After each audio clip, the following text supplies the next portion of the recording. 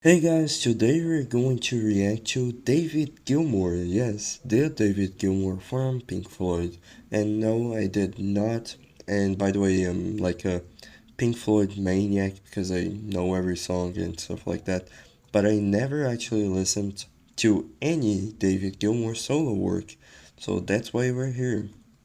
We're going to start with Rattle the Lock, which is apparently made from a sample of a train station in France. I never been to France, so I can't really confirm or deny. But yeah, this is the official music video, so let's check it out.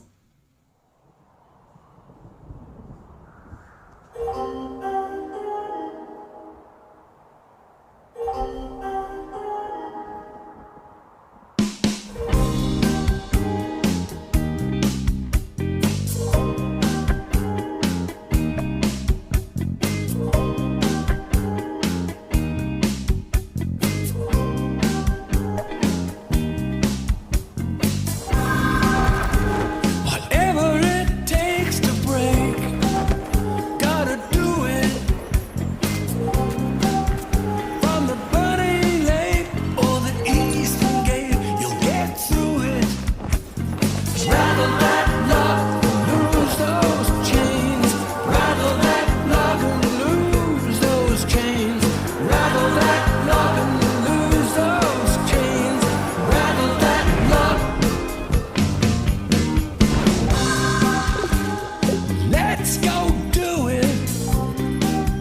Have it all our way. Go back to where we blew it. Okay, so I'm going to pause right here so I actually can comment on some things. First of all, I think this is maybe Lucifer's story where he fell from the sky or heaven, then he plummeted into earth and he lost his wings. Maybe that's what it's actually about in the song, or maybe it's not even related to the song. And I mean the music video. I can't really listen to the lyrics right now, so I'm going to do that later, as in I'll research the lyrics to find out more context. And yeah, this sounds very groovy, very nice. I did not expect Gilmour to write this actually, because I don't know, Pink Floyd songs are usually more synthesized, like with a lot of synthesizers, very kind of bluesy as well, and prog, a lot of prog. This sounds very groovy, a little bit progressive, sure, but a lot groovy, and I really like it honestly. Lose our heads along the way. So long sin, au revoir chaos. If there's a heaven, it can wait.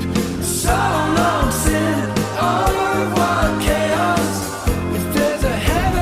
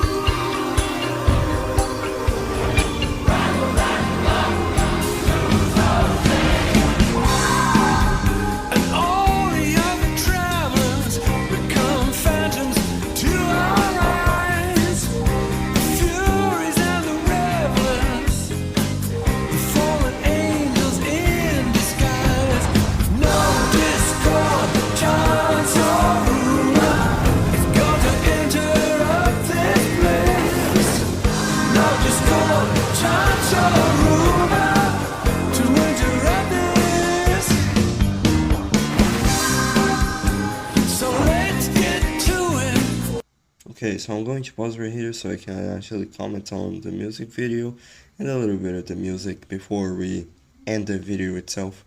First of all, I think there's some little dark, deep meaning behind this, but first of all, I noticed the crow or whatever it is. I'm not really sure if it's actually a crow, but it's apparently Lucifer, this bird, I guess. Not really sure if that's a crow. I think it's too big to be a crow, but maybe it is. Then there's snakes, which are usually signs of deception or wrong wisdom, and pretty much kind of like a untrustworthy person or thing, you know.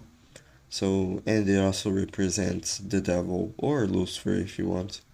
So that makes sense. And I also like the animation as well. So about the song, I mean about the sound, I say that it does sound quite a lot like Gilmour's guitar, and it reminds me of the Division Bell, which is from 1994, I think, right?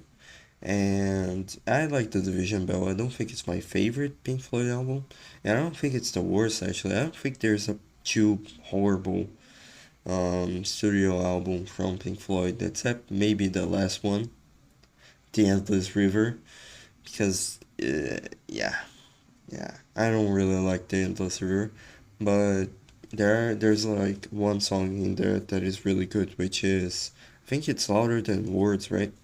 Yeah, I think it's called that, and I really like the Division Bell, all of it really, like Marooned, Pose Apart, and Momentary Lapse of Reason as well. I can actually see a little bit of it in here, but not too much, just a little bit, because it's not synthesized like I said before. This sounds a little bit more, what do you call it? It kind of sounds like the 80s, but the late 80s, and it sounds, what do you call it? Sounds a little bit raw, like Pink Floyd was very well produced by Bob Ezrin and a lot of other producers like Alan Parsons and stuff like that. So this one has a lot of more raw like instruments instead of synthesizers and a bunch of screams, and you know what I mean. And this one seems a little bit more foot on the ground. This is my style. This is David Gilmour, and I really like that, and I'm enjoying it so far. The guitar is great, fantastic, like always. Gilmour is a legend. The drums, I don't even know if they're drums. It's very. I'm pretty sure there is, okay, but I just didn't really notice too much. So that means it's very like filling the gaps, but it's not over exaggerating the drums to surpass the guitar or anything. I'm not sure if there's a bass. Maybe there is, maybe there isn't. I'm not really sure. But Gilmour's voice here is crisp as always. You know, recently his voice has gotten a little bit lower, and because he's aging, it's normal. It's fine. And I think here he was in his 50s maybe, because I think it was in the 80s this was released, I'm not really sure. But maybe he was in the 80s and he in the 50s, I mean. So his voice was kinda cool as well.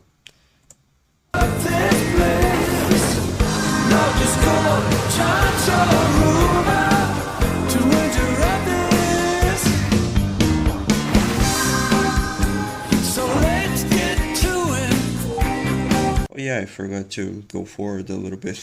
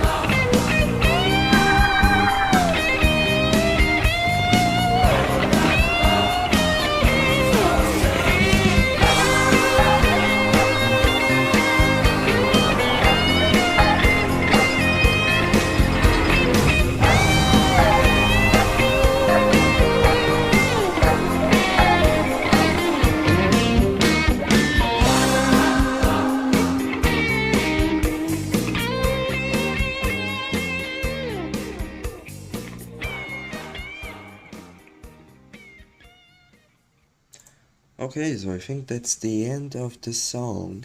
So I already said everything that I was thinking before, so now we're going to go straight ahead to the lyrics.